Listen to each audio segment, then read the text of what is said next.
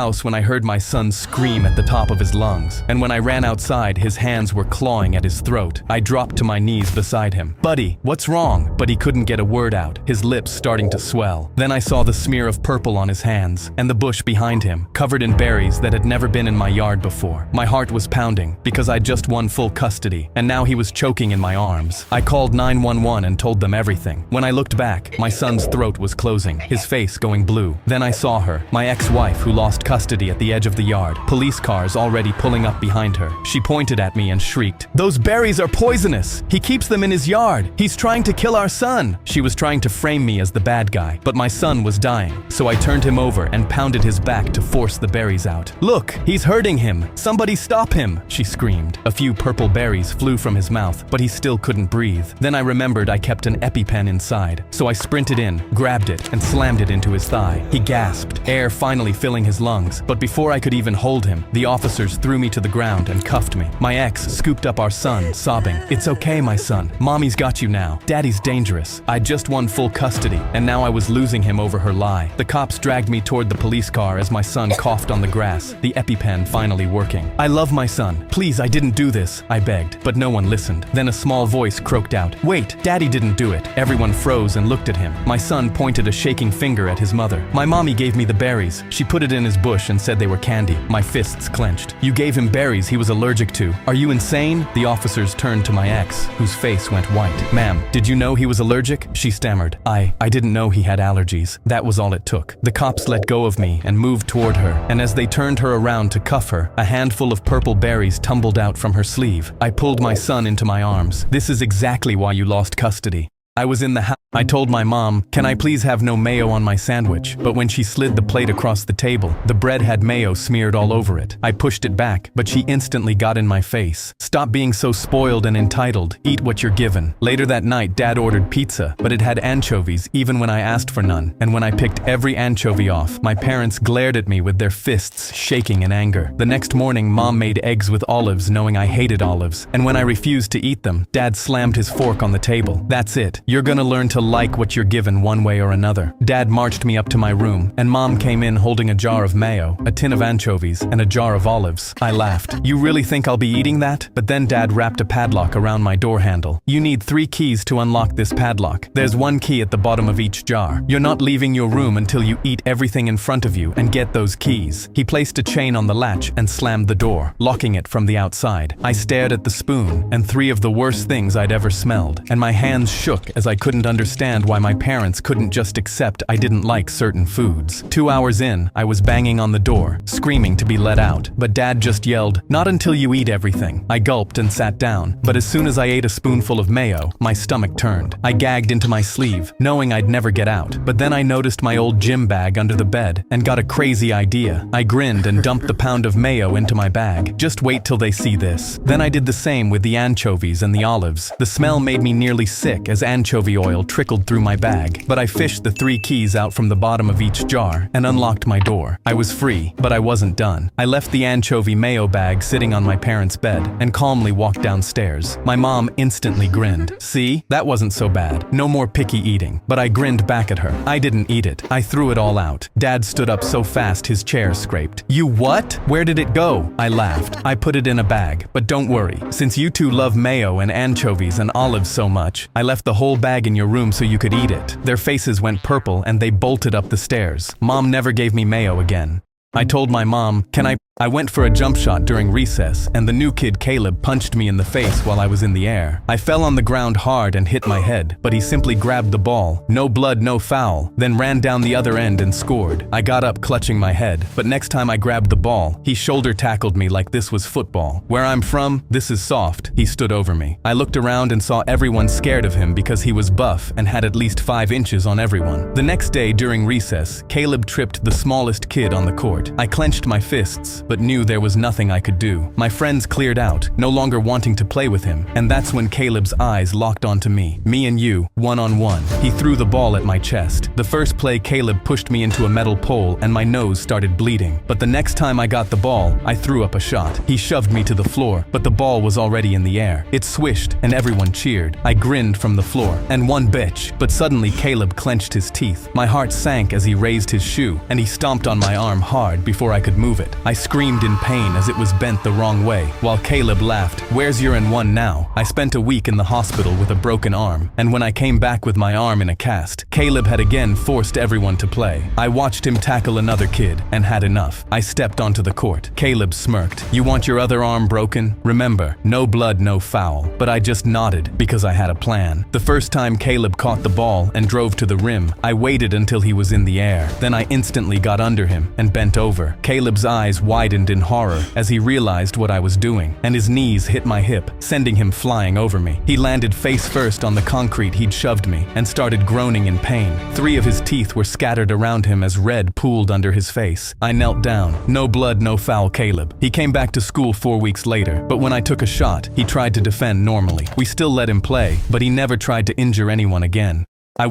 I was standing next to my brother Otto at his wedding when he stepped up to the mic, unfolded a piece of paper, and started reading the vows I wrote for my fiancée. I had left that paper on the kitchen counter at my parents' house 2 weeks ago. Otto had been doing this my whole life. Every dream I ever had out loud became his next achievement. At the reception, I told my fiancée Julie those were my vows, and she was quiet for a long time. He just took them like they meant nothing. We postponed our wedding that night, but by the time we got home, I knew exactly what I was going to do. I called a friend in real estate about a house that looked perfect from the outside and was falling apart on the inside. Flooded basement, black mold, cracks running through the whole foundation. I started bringing it up at every family dinner for 3 weeks straight. Julie stopped coming to family dinners after the vow thing, so I sat at the table alone and thought about her sitting alone at home, and it made the performance very easy. One night, I put my head in my hands. I had to let it go. I just could not save enough in time. I pushed a fake mortgage document across the table and shook my head. I just hope nobody buys it before I can. Otto was already on his phone. 2 days later, my real estate friend called me. Otto scheduled an inspection on the house. I sat down on the kitchen floor and stared at the wall because I thought it was all over. Then my friend called back a few hours later. He canceled it so he could close faster. I exhaled for the first time all day. 2 days later, Otto texted me a photo of the house keys. "Looks like it was meant for me. You'll find something cheaper," I texted back. "Congrats. Hope it treats you well." He sent a laughing emoji. I put my phone down and went to tell Julie it was done. The first heavy rain of the season flooded his basement to the ceiling. Then cracks spread across the walls. Otto called me in tears. "The house is going to collapse if I don't find $20,000 for repairs." A few weeks later, I walked into my parents' house for dinner, and Otto was already at the kitchen table with red eyes. My wife left me. I sat down. "Why?" She said buying the house was stupid. 2 months later, Otto was sleeping in our parents' basement because he couldn't afford the repairs, and Julie and I finally got married. I wrote even better vows, and she had never heard any of them before. Her face when I started the first line was worth every dinner I had sat through alone.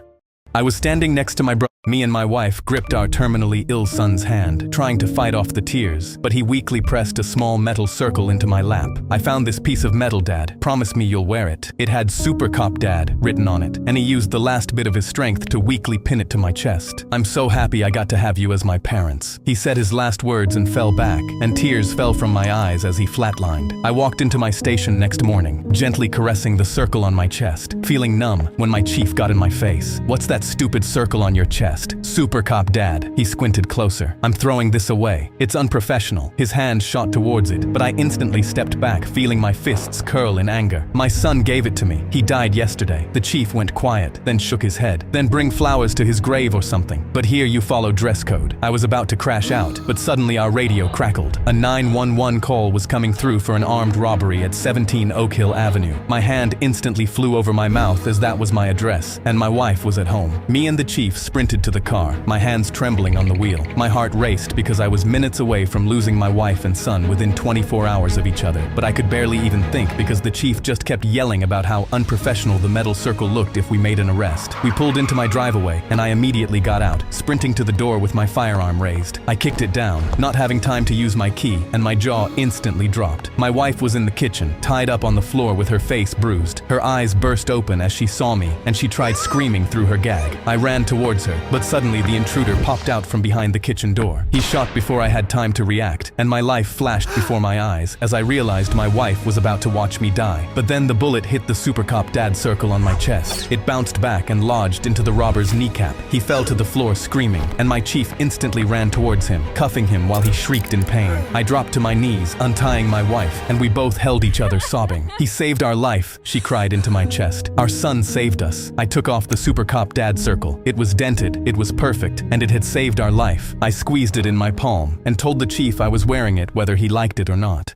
Me and my wife gripped our terminally ill son. I was babysitting my grandma's pet hermit crab when I accidentally stepped on it and heard a sickening crunch. I froze and looked down at the crab crushed on the floor, its bright blue shell still intact beside it. My stomach dropped, because to my grandma this wasn't just a crab. It was my dead grandpa. She swore his soul lived inside it, talked to it every morning, and loved it more than her own kids. Through the window, I could see her watering the garden, almost done, and I had to fix this somehow, or tell her I killed grandpa. "Come on, get up," I whispered, poking the crab, praying it would move. But it just lay there, and Grandpa the hermit crab was really dead. I sprinted to the backyard for a replacement, but all I found was a roly-poly, and no way that was passing as Grandpa. So I propped the blue shell back on its shelf and wedged a rock under it, hoping it'd look like Grandpa was tucked inside. But Grandma's footsteps thudded up the porch. The shell wobbled off and rolled across the floor, empty. The hose shut off outside, and her footsteps got closer. So I grabbed the shell to hide it and told her Grandpa crawled away and got lost. I yanked open the hall closet and shoved it down to the very bottom, the one spot Grandma's bad back could never reach, but my hand hit something already there. I pulled out a worn cardboard box, and my jaw dropped. When I opened it, 10 hermit crabs wiggled inside. "Why are there 10 grandpas?" Then the front door opened. I spun around, and my mom was standing in the doorway, staring at the dead crab in my hands. My heart stopped. "It was an accident, Mom. I don't know what to do," but she didn't yell. She rushed over, took a live crab from the box, and slipped it into Grandpa's blue shell in one smooth motion. "I stepped on the real Grandpa crab a week after your grandfather died," she whispered. "It would have destroyed her, so I've kept spares ever since." Then footsteps came down the hall, and we both froze. Grandma walked in, and my mom pushed the box under and closed the closet door and handed Grandma the crab. Grandma's eyes lit up. "There's my grandpa!" She scooped the crab, held it close to her chest.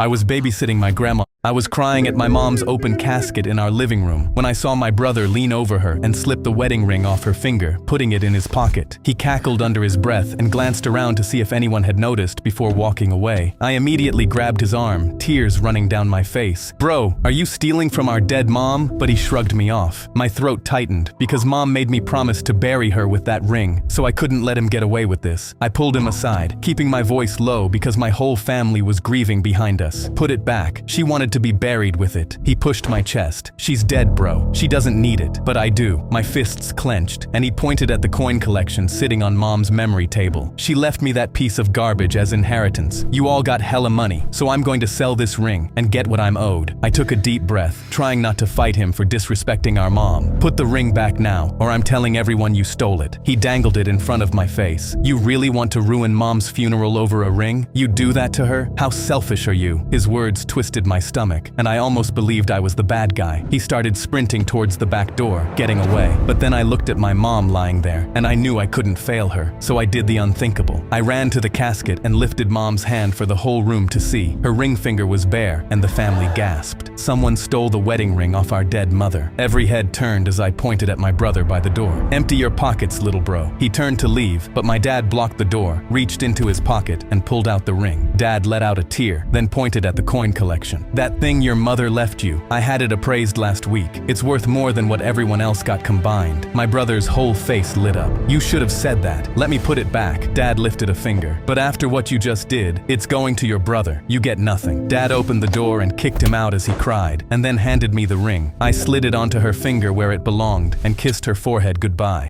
I was crying at my mom. I rang the doorbell and gave the customer his pizza, but when he took it, he looked like he was about to cry. Feeling bad, I tried to cheer him up with small talk and asked if he's got fun plans tonight, but the man's face fell even further as he said, "My plans are to eat this and look at old photos." He gave the money and closed the door. I turned to leave, but that's when a kid's voice shouted at me from the upstairs window, "Don't forget the sauce my dad loves." I stopped and checked the bag and realized I'd forgotten to give the man his sauce. I knocked again, and gave him his sauce. He smiled for the first time and shook my hand, saying I'd just made his night a little better. I told him to thank his son, as he's the one who reminded me from the upstairs window. But suddenly the man's face went still. He asked me to repeat exactly what his son said. "Don't forget the sauce my dad loves." That's when the man looked at the ground and quietly said, "I don't have a son. My son died 1 year ago." I felt my legs give out, and when I looked back up at the upstairs window, the boy was gone. The dad stepped out and looked at the upstairs window with me, then said, "He was trying to cheer me up. He must have known his old man was feeling extra sad on the anniversary." He forced a chuckle and looked at the sky. I looked up too, because at that moment I realized even when they're not there, the ones you love are always looking out for you.